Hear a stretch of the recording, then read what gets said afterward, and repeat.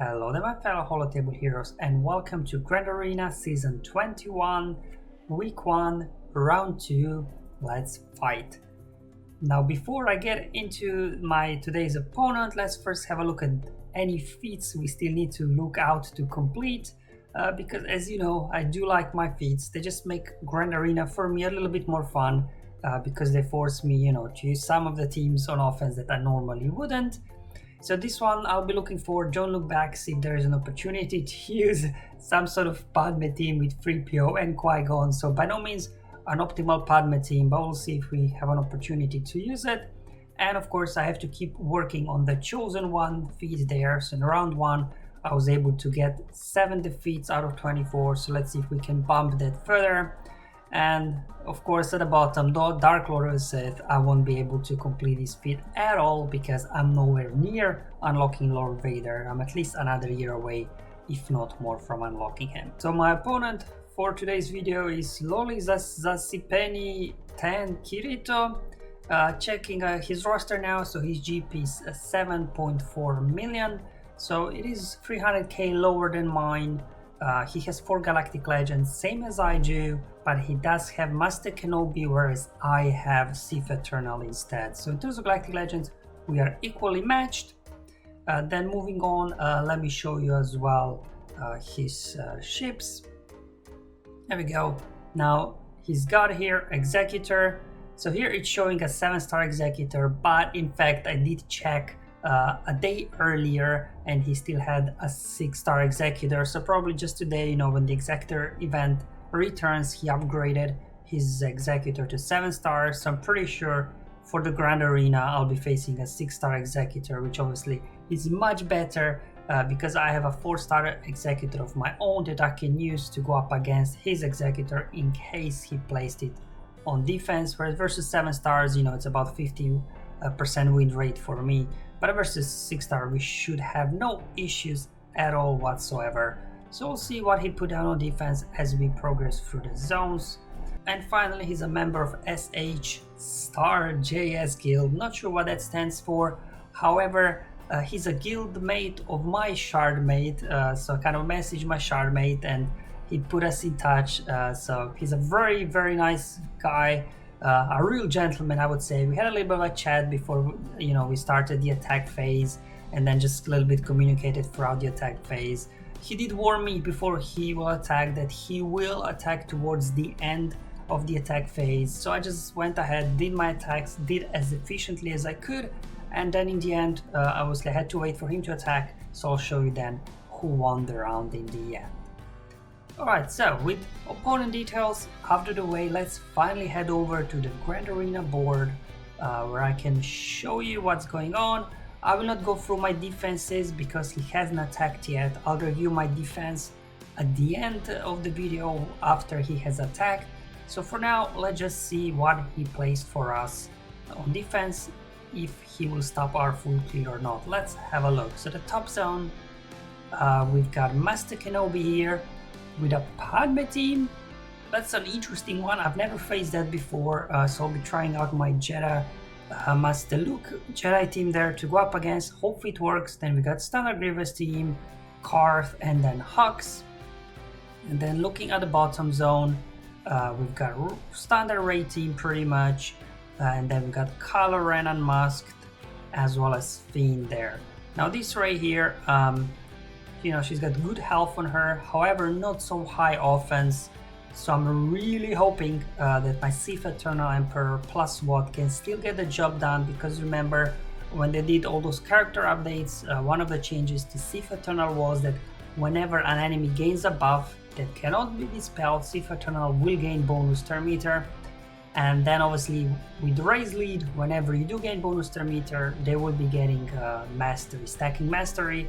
So if you gain too much bonus turn meter, then Rey, even a low offense Rey, she can stack up her damage high enough that she can one-shot your Sith Eternal. However, this Rey, she was only 8k, so I'm like, I think this should still work. It's the first time I'm doing this now after obviously the update. So let's go have a look, because also my Sith Eternal, he's only Relic 6, so additional concerns there. Can he survive? Not very high health on him there. And obviously it doesn't really matter He's there just to apply tank tech. He'll get a turn at the beginning of the battle anyway, and then he'll just die off. So let's find out if this Sith Eternal bot duo can still get the job done. Before the update, I had no issues going up against these kind of 8k offense rays. I was able maybe to squeeze out versus 9k offense rays sometime win, but 10k was too much. But anyway, let's go and have a look. So I'll just link up first Rey Jedi Training and Finn. Because these two guys are the biggest troublemakers here, really, and especially remember your ultimate charge will be gaining more boost whenever a linked enemy gets a turn, and because Rey Jedi Training, she'll be gaining some bonus turn meter when you're applying debuffs on her allies. She'll be getting lots of turns, fueling your ultimate charge faster than, let's say, if you would link maybe Holdo there or Poe. Alright, so I'm almost at my ultimate charge, and so is Rey. There we go, let's go ahead, pop the ultimate. Let's see who will here unload their ultimate first.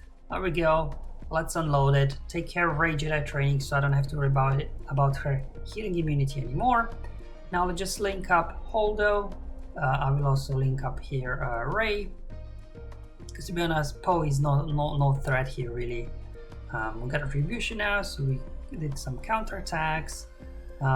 Rey got damage immunity, so let's put a hit into Poe. Alright, there we go. Basics. Let's see if we can get over shock on Rey as well, so she can't recover health anymore. Alright, stuck behind a taunt on Holdo now. Alright, Rey's about to go into her ultimate, so let me unload mine. I will save my link, I think, for after Rey unloads her ultimate, so that you get that second consecutive turn, so you can quickly recover protection.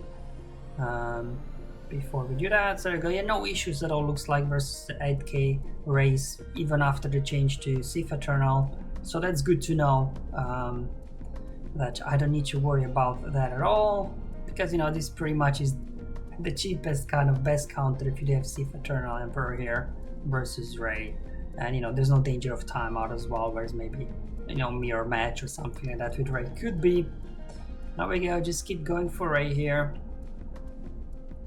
Alright, basic, will this do it? Nope. Alright, let's unload the ultimate power now.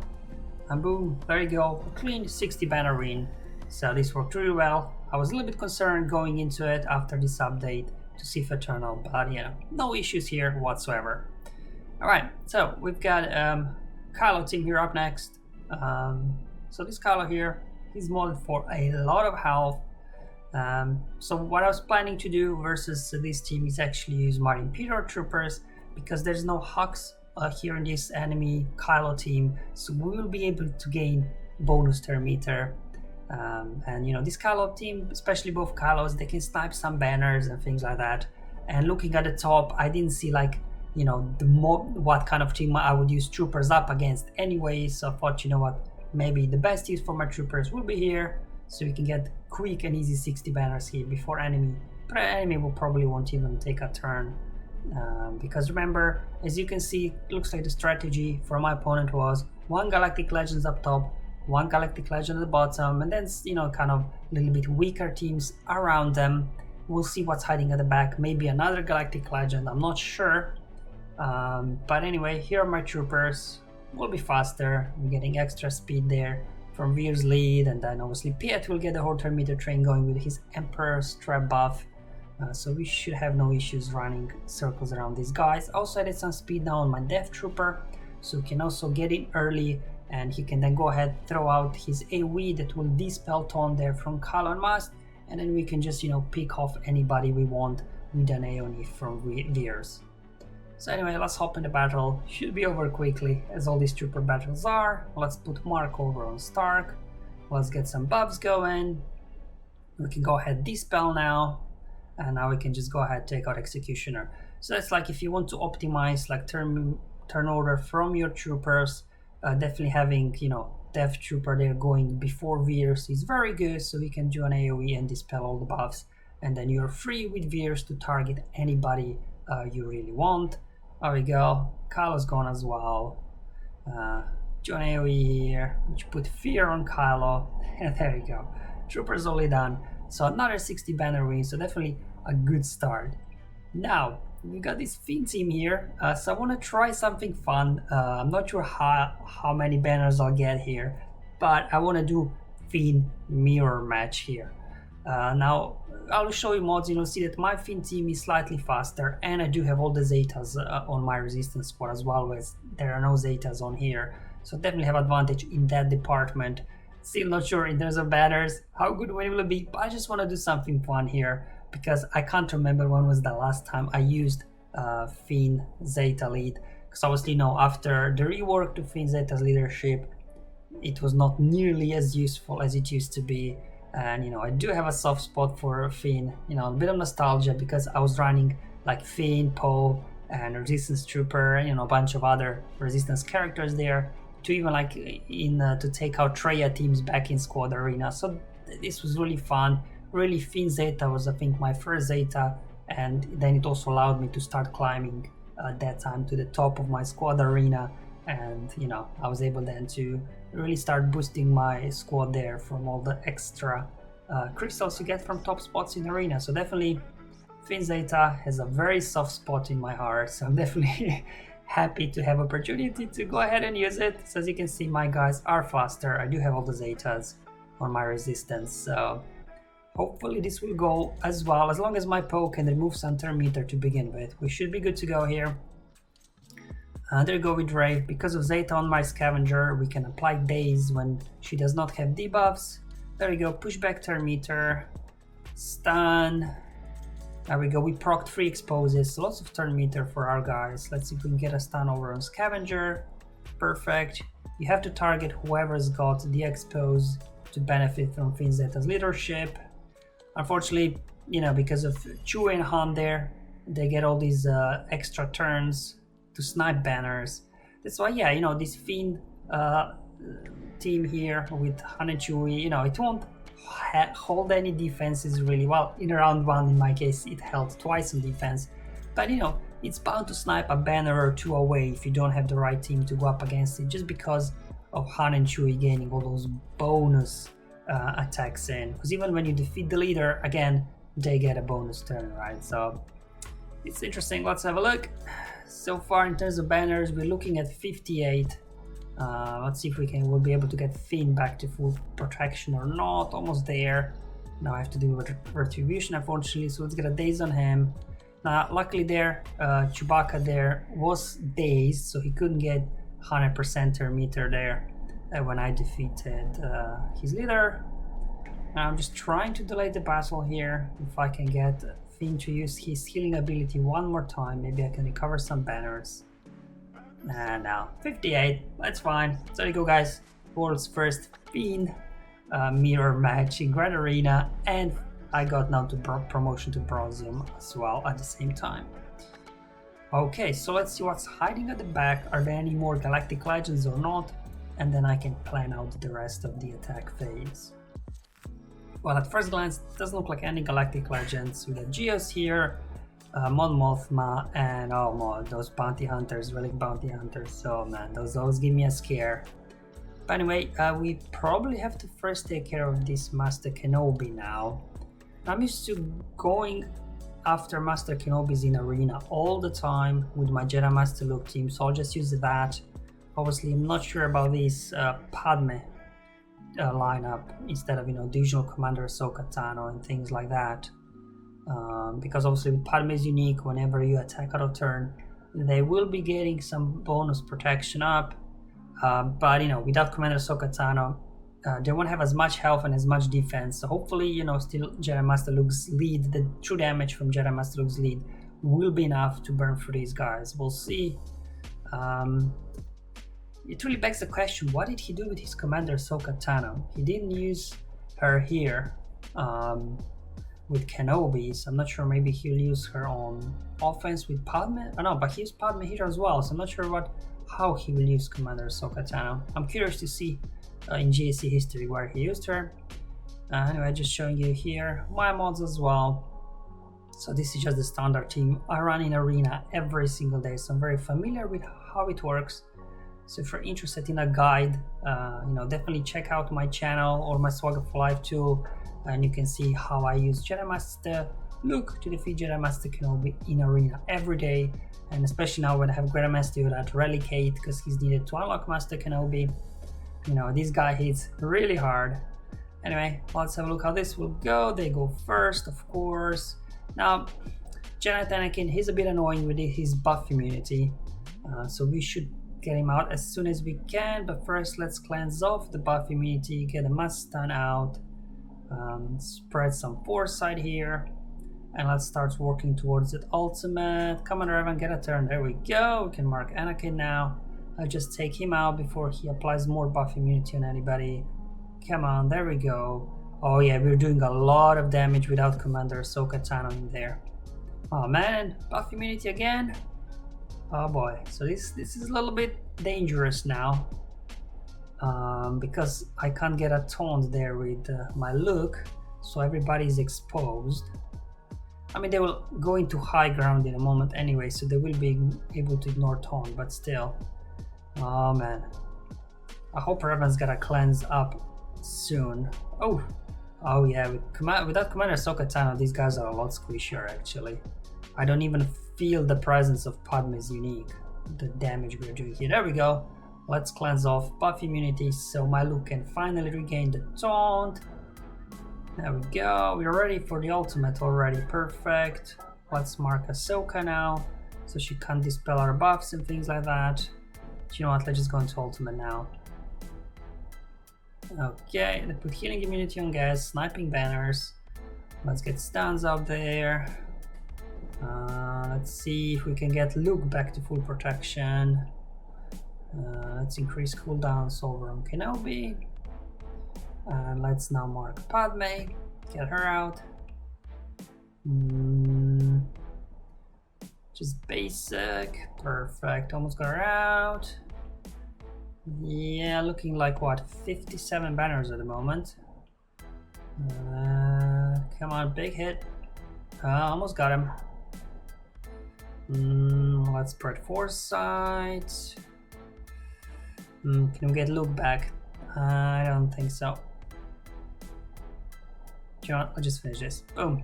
Alright, 57. Okay, that's okay, I think. So we are dropping some banners now, but hopefully the rest of the board, seems pretty easy. So probably next threat here that we have to deal with is General Grievous. So just looking at the mods here, pretty decent, I would say. Obviously the Newt over there. Newt can cause some troubles if you're trying to pre-meet a Kylo Ren. If you can't take him out, you're literally in like turn 2. But because he's low relict, I hope I will be able to take him out. So I think I'll just take in my Kylo, obviously stun Newt, and then we can take him out, because if Newt stays around, he gets his extortion going, speed down and things like that. You can literally time out. They cannot kill you, but you can time out. So I can, not a whole lot of health and protection on these Newts. So I think I should be able to handle him with my Kylo, no issues whatsoever. So let's hop into battle. You definitely want to stun Newt first. Oh, he was able to survive. Okay, but anyway, we'll get another turn straight away. Get him out, and there we go. And now pretty much here, you're looking at 63 banners in pretty much all cases. So probably can just hit auto here. And just, sit back, relax, and let Kylo do all the work. Take a sip of your favorite beverage while you're at it.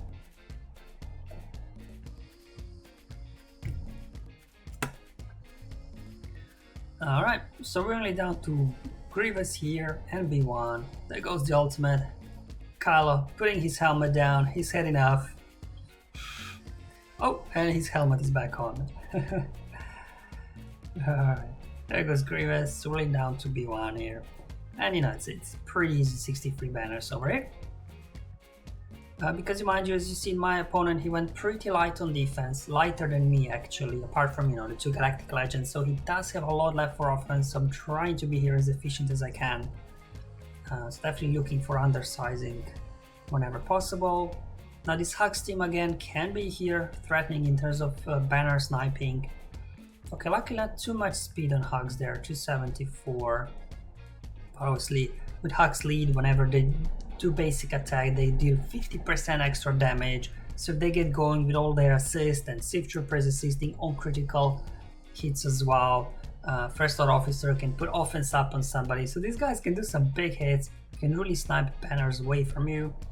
One of the ways to preserve your banner versus Hux, whether it's 3v3 or 5v5, is use Bastila lead with, kind of your Jedi that are left over, because I used all my top Jedi there with Master Luke to take out Master Kenobi. But still, Bastila and Hermit Yoda and one of the damage dealers from Jedi, they can get the job done. So definitely Bastila lead, so you start with 200% extra protection. Now finally have Ki-Adi-Mundi at 7 stars, he's Relic 1, so I'll try and use him. Usually I would use Ezra before in this place as the attacker, or also Ahsoka Tano, she can do some big hits as well. But let's see what Ki-Adi-Mundi at Relic 1 can do, because basic I think will deal damage twice, and also on top of that bonus protection we get that will preserve your banners in the beginning. While you do have this bonus protection, you will be doing 35% more critical damage, I think. So we do get some extra offense boost there from Bastila, and that 15% bonus turn meter you would get from Basti, you're not getting that, unfortunately, because Hux, when he's got advantage, you can't gain bonus turn meter.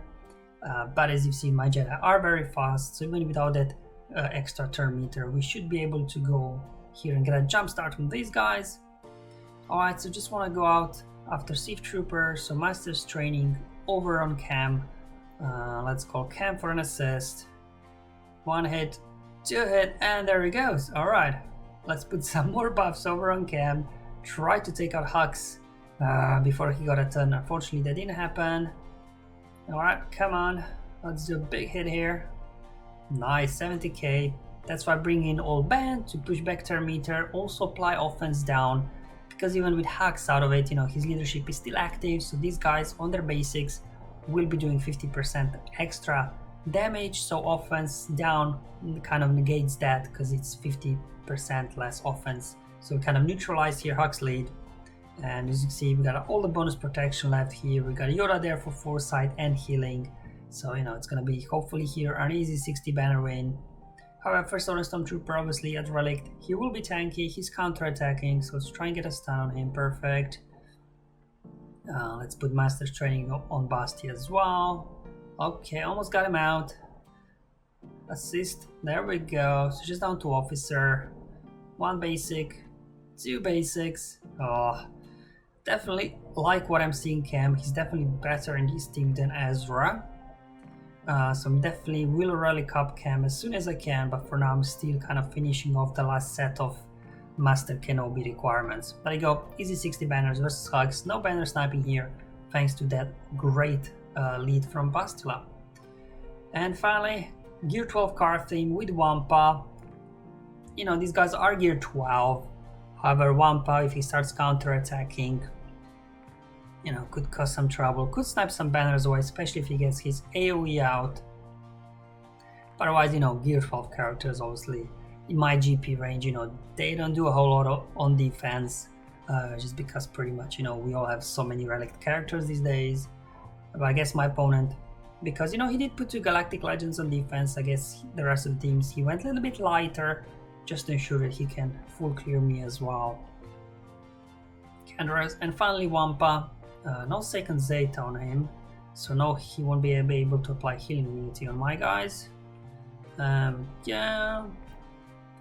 And to take out this team, I was debating a little bit what to do, because that Wampa had me worried. I wanted to do one Mothma, but I know that Wampa has this, whole anti-rebel synergy going. But I'm like, these are Guild 12 characters, surely my Mothma team can handle this. Again, we will have speed advantage, so we'll get a jump start from these guys. One Mothma 242, but she does get plus 50 speed as well, so her effective speed is at 292. But it's decent to get up in front. And as well, Kara, she will go first, 297. She can do her AoE, remove turn meter, and then in case Wampa does some counter attacks, obviously we will be able to fully heal back up thanks to Mon Mothma's healing abilities that she's got. Alright, now let's go into the battle, and probably want to go straight after Wampa, try to prevent him from getting a turn. There we go, push back turn meter except on Zalbar, because Zalbar's got quite good tenacity on him, I think. But anyway, let's keep proving. Come get me a stun. There we go. Now we got taunt over on Zalbar, doesn't matter. We've got their trooper that can dispel on basic. There we go. Come on, big hit on, there goes Wampa, perfect. Well, I'll just go after Zalbar, he's got a high star meter anyway, so let's see if we can get him out before he gets a turn. Okay, come on, give me a turn, give me a turn. Come on. Oh boy, there we go, another turn meter removal. Yeah, I mean, this Kara is like only 2 turn cooldown, isn't it, or something like that? Her AoE, so it's quite OP. And you know, the rest of these Gear 12 characters, you just hit auto, they should fall down very early. Easily here for a clean 60 banner win again. There we go. But you know, I have to be efficient because remember, my opponent's got pretty much everything apart, you know, Grievous and those 2 Galactic Legends, so he will have 2 Galactic Legends left for offense, so he will have Kylo and Master Luke. Then obviously he's got all his Jedi, he's got Revan, he's got Vader, he's got, you know, a lot left in his tank. Alright, and yes, he did put his Executor on defense. And if I'm right, as I mentioned before, it will be, yes, a 6-star Executor. And he also put his Negotiator, okay. So he went quite hard here in the fleet zone. Obviously, you know, 6-star Executor, it's not going to be as fast as 7 stars, but most importantly, it won't be able to remove tenacity up from your guys in the opening turn. He's got a fast Razor Crest, and a little bit slower Xanadu Blood, which, you know, works in my favor because ideal turn order is you want your Xanadu Blood to go before your Razor Crest. And there we got Houndstooth, just, you know, standard Relic 5 Houndstooth. And here I do have a 4-star Executor on my own. I do this in arena every day, shouldn't be any problems, I think. So we start with Xanadu Blood, Razor Crest, as well Houndstooth, and then reinforcement Slave 1 and Ebon Hawk. And just to show you the speeds now as well on my guys, so obviously my 4-star Executor will be slow. And then the way I adjusted speeds on my guys is that Xanadu Blood is 1 speed faster than my Razor Crest, so we don't proc the extra bonus turn meter on Houndstooth. So we can then go ahead, apply Breach and then Marked on enemy Razor Crest quite easily to begin with. It's also showing you Razor Crest there are 180. You know, I had to take off some 6 mods on my BAM, put them with 5 dot modes, and then just showing the reinforcements now in order to achieve that. And then Ebon Hawk here, he's there really for his reinforcement. It doesn't really matter, see my pilots are quite low gear, because his reinforcement, when he will come in, yeah, he will dispel buffs, but most importantly, he will put this buff called Chaff on your guys, so then enemy can't apply target locks. If they can't apply target locks, they can't get their contract going. Alright, so here we go. They go the first attack, they feed turn meter to my Houndstooth, so now I target their Houndstooth, so I don't feed turn meter to their Houndstooth. Alright, they get to go a few attacks, that's fine, and that's why you want your Xanadu Blood faster than Razor Crest, so you can call here Razor Crest for an assist, and immediately apply Mark over on Razor Crest, and then you can just go ham on it, even to your AoE. There we go, almost got him out. If I would get maybe double tap, he would have been gone already. Alright, one hit was actually enough in this case, perfect.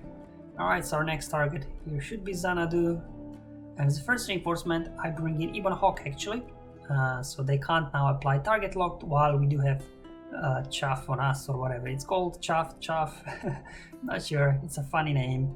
Now I can apply target locks and they can't, which means I'll be able to get to my contract before they do, which will obviously give me a big advantage.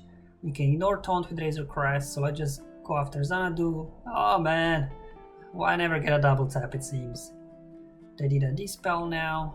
I can do the cleanse, heal up, Razor Crest tiny bit.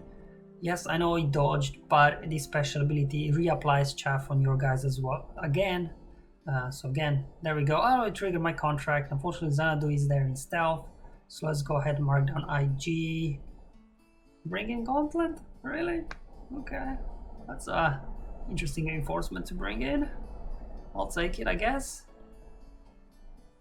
bringing in my second and final reinforcement. I'll do the ability block first just to make sure they can't get their special abilities out, and I'll do his big mine attack in the next turn, trying to take out IG. There he goes. Alright, okay, perfect. Well, Xanadu hiding in stealth again, that coward. So we'll go after Gauntlet in the meantime. Let's see if we can snipe him with an AoE. Perfect. Now just a case of finishing off Houndstooth here. Do an AoE, but this of course will not be a high banner win, because with a 4-star Executor you do not get the extra points for unused reinforcement slots because you do not have unused reinforcement slots. It's a bit of a funny way they calculate this. They should really count how many reinforcements you brought in, not how many unused slots you have. Because here I will win with only 2 reinforcements, but 4-star Executor only has 2 slots available, so you don't have any unused slots. It just doesn't make sense, but hey, it is what it is. Let's fire up the Death Star here and finish this battle, and then we'll move on to the Negotiator Mirror match. That's why normally I would put my Executor on defense, because at 4 stars, no matter how good your win is, it's always going to be low banners. But because I saw that my opponent does have a 6-star Executor, I decided to keep mine for offense.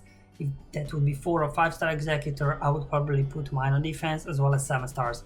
But a 6-star, I knew I can one-shot it, while it will be fast enough that maybe, you know, some of the other counters I would normally use versus 4 or 5 stars would not work anymore.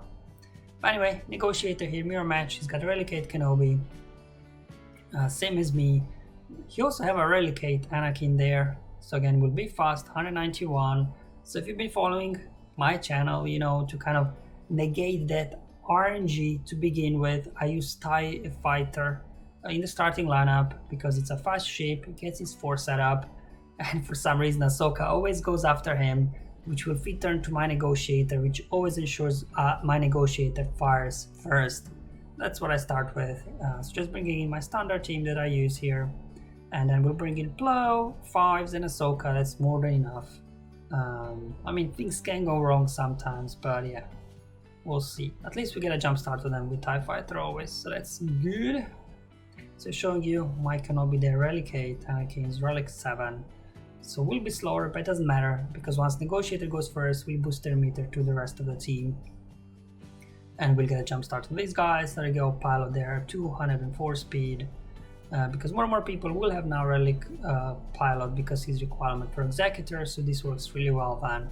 You just have to ensure that you know, the enemy doesn't have like a slow Ahsoka. It happened to me, it was going up, I didn't check the speed, I went up against an enemy with low Relic Ahsoka, and then Ahsoka was slower than enemy Negotiator, and then this strategy didn't work as well. I almost lost that battle, so definitely always check speeds, always. Anyway, put a hit here on Anakin. There we go. Feeding turn meter to my guys. Let's smash an AoE now. Oh, no days on Anakin. Oh, no, no, no, no, no, no, no, no. Oh, that's the worst case scenario. No days on Anakin. Because he already got a bonus turn. Oh boy, now. Oh, I don't like this at all. Alright, this is gonna be a messy battle. If you don't get that days, things can get messy. I mean, we'll still win, but by no means it's going to be a clean battle. Okay, let's put a taunt back on Y-Wing. There we go, put a hit over there. What do you got, correct? Okay, the Burning Sarge. Let's start working with Sarge over there. Okay, apply Unending Loyalty now, and now we have to brace ourselves for a big AoE there. And mass assist from enemy Negotiator. They will all gain Valor, unless we can get buff immunity on somebody before that happens. Nope.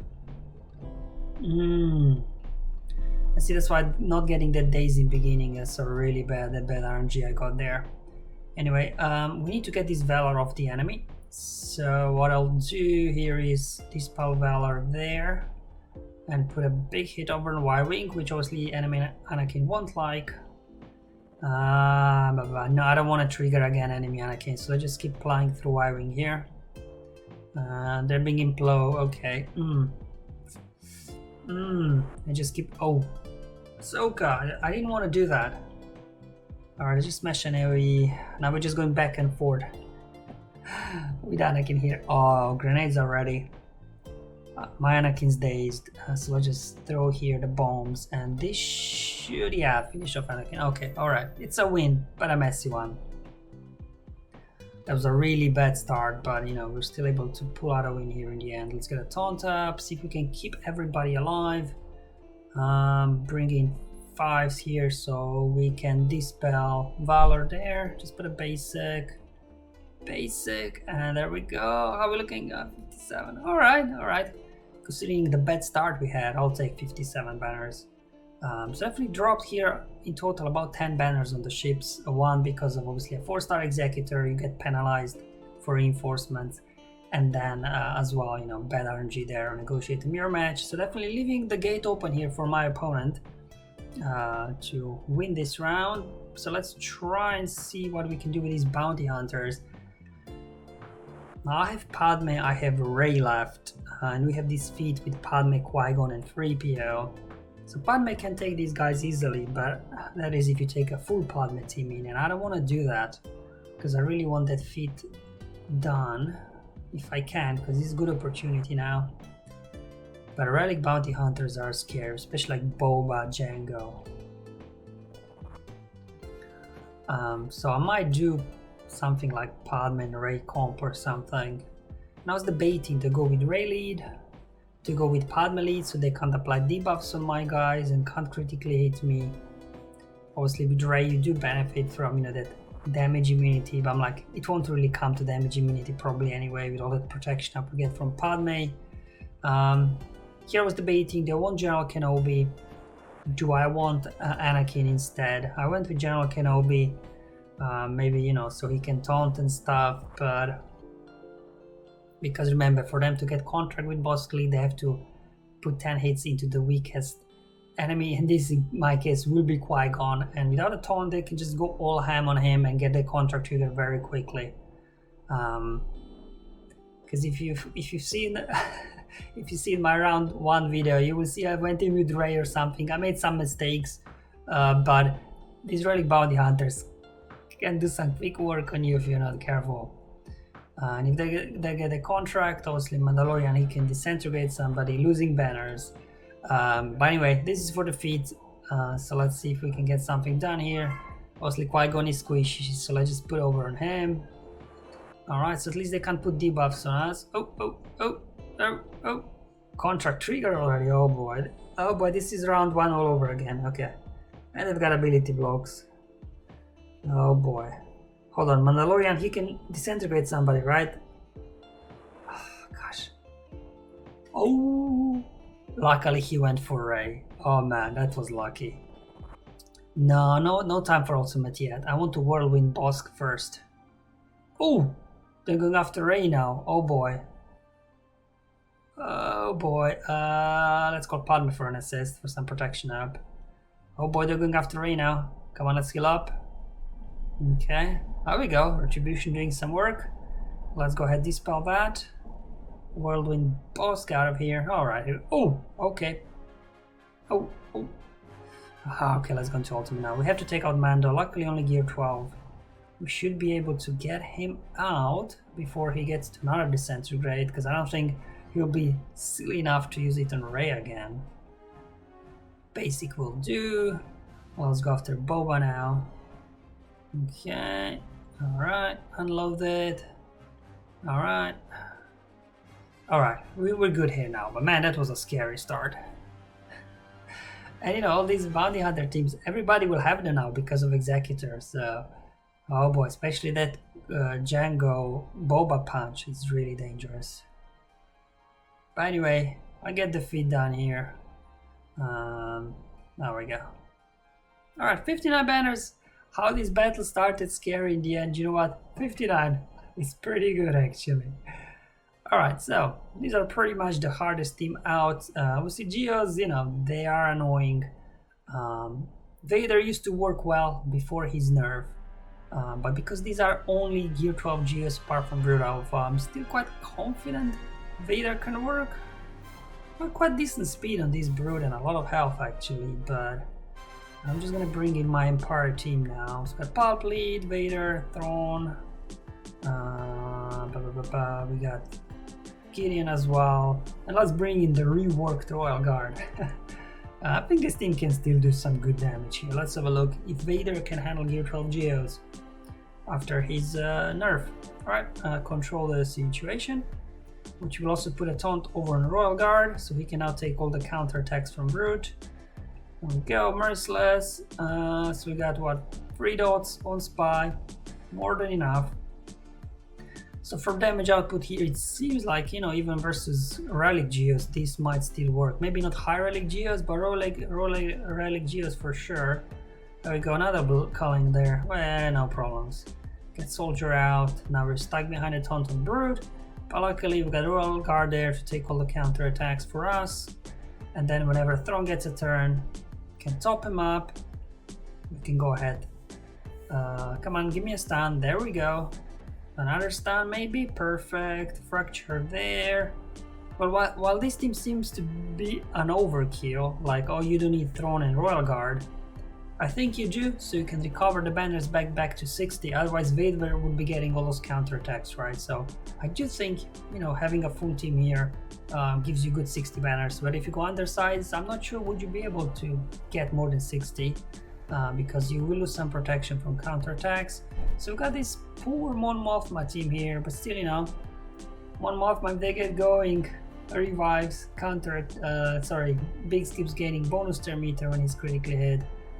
Then, you know, there's Base and Chirrut, even low gear because of all the stat sharing on Mon Mothma team.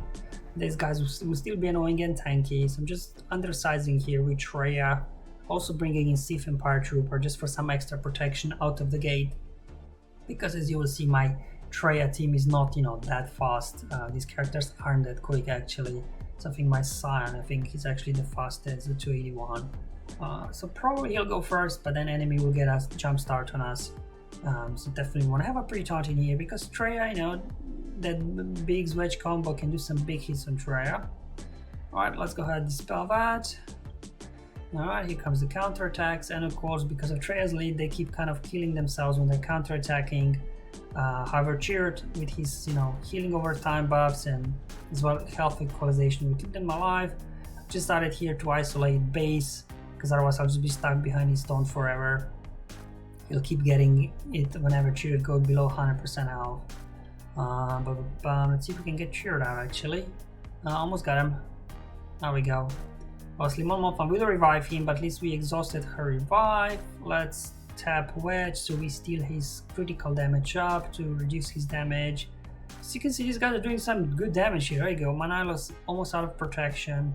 They're putting some good hits into Traya as well, actually. Alright, Helba Hatred. And tap Base there, perfect. There we go, another drain here. Let's get Wedge out if we can. Get him out. There we go.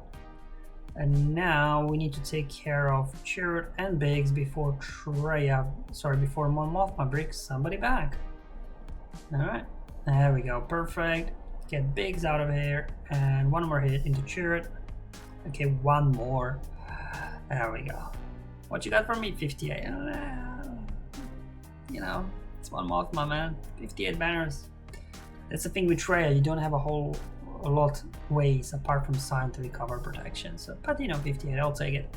And there you go, I cleared the board. 2654 is a decent score. So if I wouldn't have dropped, you know, those banners there on the ships, would have been in better shape. Let's look at the feats. So there you go, completed that Padme don't look back feat, so I don't need to worry about that in the final round. We got promoted to Bronzium. And as well, you know, we did complete the first here stage of undersized squad feed. Did a very good progress on the chosen one. I got 6, some more than halfway there already. And finally, let me show you the result. It was a win. My opponent, he actually did message me, as mentioned before, that he will attack towards the end. And I think about half an hour before end of the attack phase, he started attacking. And I just think he kind of maybe ran out of time or something. He did say, look, it was a Saturday, unfortunately I didn't have enough time to attack. So again, a real gentleman, my opponent. We had a really nice chat there. So he cleared the top quite efficiently, all one shots there, no issues whatsoever on my defense. And as well, looking at the bottom, you will again see no issues whatsoever, all one shot. As mentioned before, you know, he did have as well a lot left for offense. And then here at the back, he did message me, he made a mistake versus Hux. I'm not sure what that mistake was, but he kind of got stuck there, and probably because, you know, limited time left, and because he dropped a battle, he then didn't really have time anymore, I think, to attack my ships as well. But even he said that he might maybe got stuck on my malevolence anyways, because obviously he did have malevolence only left for attack from his good fleets, because he put Negotiator and Executor on defense. But there you go, round 2 in the bag. And there you go, guys, this concludes round 2. Again, thanks so much to my opponent, a real gentleman, for a nice round. I'll see you on the final round video in a couple of days, but until then, have fun, enjoy life, and may the RNG be with you, my friends.